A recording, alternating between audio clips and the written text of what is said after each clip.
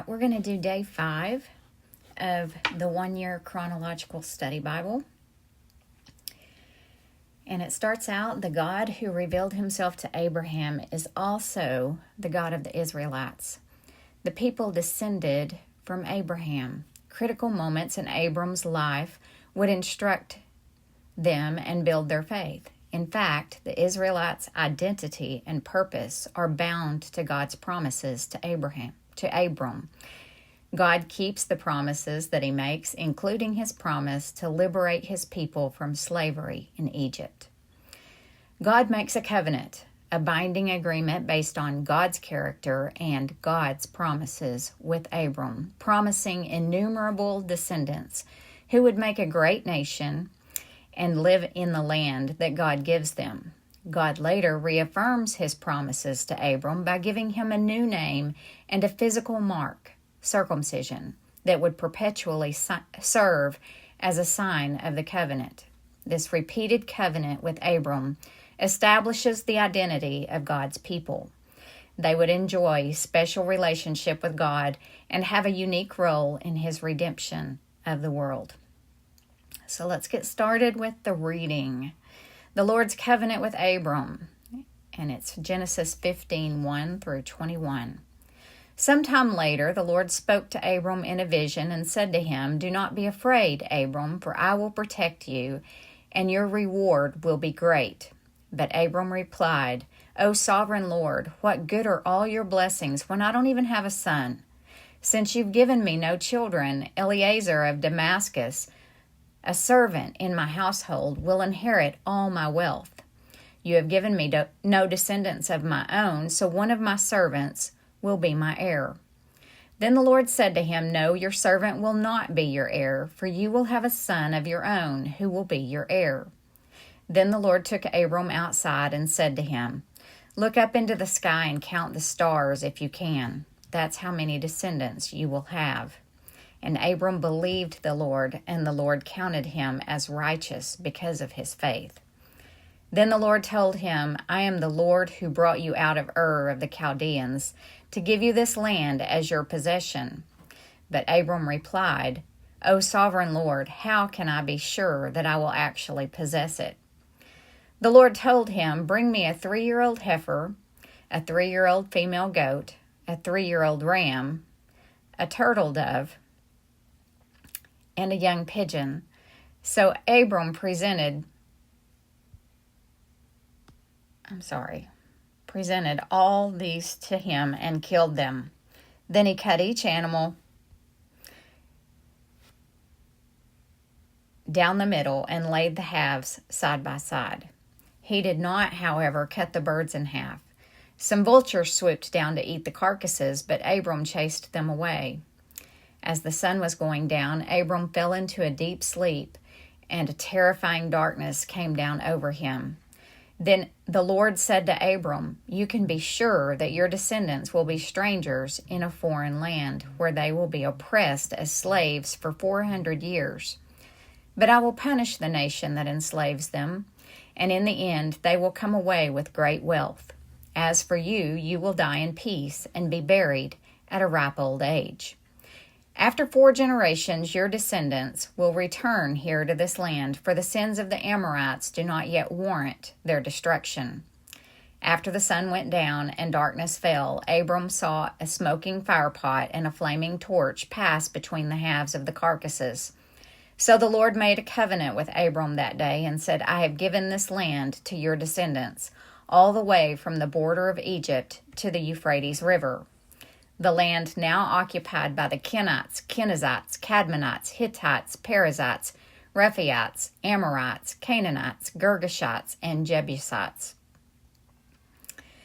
The birth of Ishmael.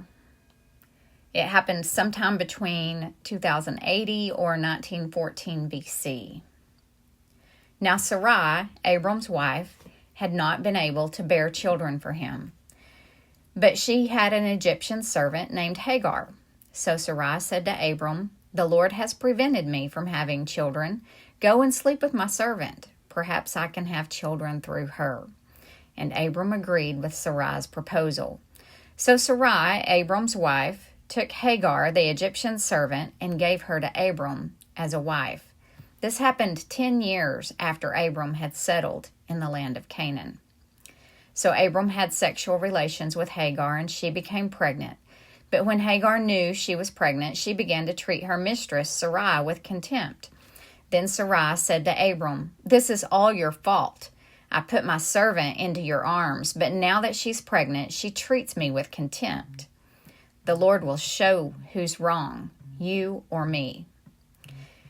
Abram replied, "Look, she is your servant, so deal with her as you see fit." Then Sarai treated Hagar so harshly that she finally ran away. The angel of the Lord found Hagar beside a spring of water in the wilderness along the road to Shur. The angel said to her, "Hagar, Sarai's servant, where have you come from, and where are you going?" "I'm running away from my mistress Sarai," she replied. The angel of the Lord said to her, "Return to your mistress and submit to her authority." Then he added, "I will give you more descendants than you can count." And the angel also said, "You are now pregnant, and you will give birth to a son. You are to name him Ishmael, which means God hears. For the Lord has heard your cry of distress. This son of yours will be a wild man, as untamed as a wild donkey. He will raise his fist against everyone, and everyone will be against him. Yes, he will live in open hostility against all his relatives." Thereafter, Hagar used another name to refer to the Lord, who had spoken to her. She said, "You are the God who sees me." She also said, "Have I truly seen the one who sees me?" So that well was named Bir Lahairoi, which means well of the living one who sees me. It can still be found between Kadesh and Bered. So Hagar gave Abram a son, and Abram named him Ishmael. Abram was 86 years old when Ishmael was born. Abram is named Abraham. Genesis 17, 1-8. When Abram was 99 years old, the Lord appeared to him and said, "I am El Shaddai, God Almighty. Serve me faithfully and live a blameless life. I will make a covenant with you by which I will guarantee to give you countless descendants." At this, Abram fell face down on the ground. Then God said to him, "This is my covenant with you. I will make you the father of a multitude of nations. What's more, I am changing your name. It will no longer be Abram. Instead, you will be called Abraham, for you will be the father of many nations. I will make you extremely fruitful. Your descendants will become many nations, and kings will be among them. I will confirm my covenant with you and your descendants after you, from generation to generation. This is the everlasting covenant. I will always be your God, and the descendant of your descendant, and the God of your descendants after you. And I will give the entire land of Canaan, where you now live as foreigner, to you and your descendants. It will be their possession forever, and I will be their God." The sign of circumcision. Then God said to Abraham, "Your responsibility is to obey the terms of the covenant. You and all your descendants have this continual responsibility. This is the covenant that you and your descendants must keep. Each male among you must be circumcised. You must cut off the flesh of your foreskin as a sign of the covenant between me and you. From generation to generation, every male child must be circumcised on the 8th day after his birth. This applies not only to members of your family, but also to the servants born in your household and the foreign-born servants whom you have purchased. All must be circumcised. Your bodies will bear the mark of my everlasting covenant.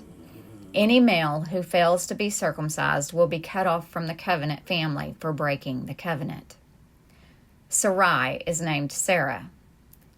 Then God said to Abraham, "Regarding Sarai, your wife, her name will no longer be Sarai. From now on, her name will be Sarah, and I will bless her and give you a son from her. Yes, I will bless her richly, and she will become the mother of many nations. Kings of nations will be among her descendants." Then Abram bowed down to the ground, But he laughed to himself in disbelief.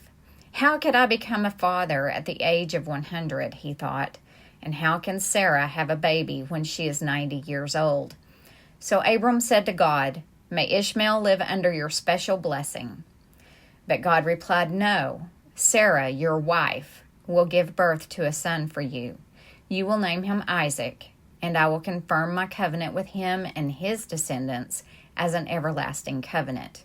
As for Ishmael, I will bless him also, just as you have asked. I will make him extremely fruitful and multiply his descendants.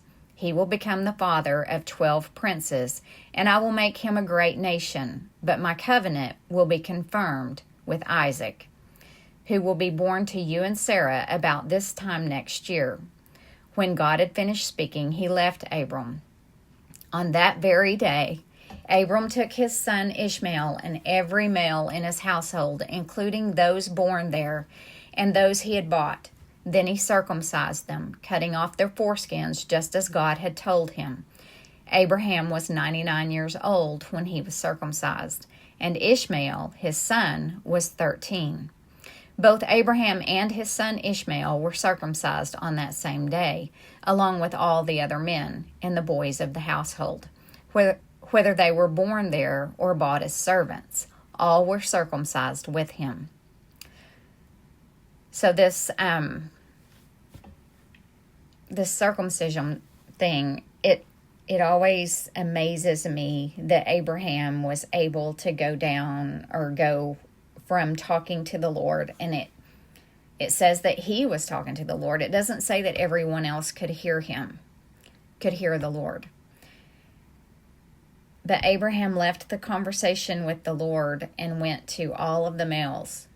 And there were some that weren't as old as Abraham, and yet were grown and healthy adult males.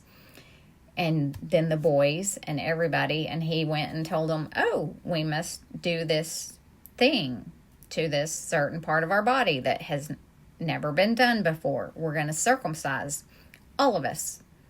And they all did it. That's an amazing feat of leadership as far as I'm concerned, that he was able to convince them to do something like that. This always just amazes me. So, anyway, I teach leadership sometimes, and I have actually used this as a leadership lesson. The trust that they had for Abraham. Trust is why people follow you. If they don't trust you, they're not going to, right? And so trust is a huge deal. And so anyway, that concludes day 5, January 5th of the 1-year chronological study Bible. Thanks for joining in.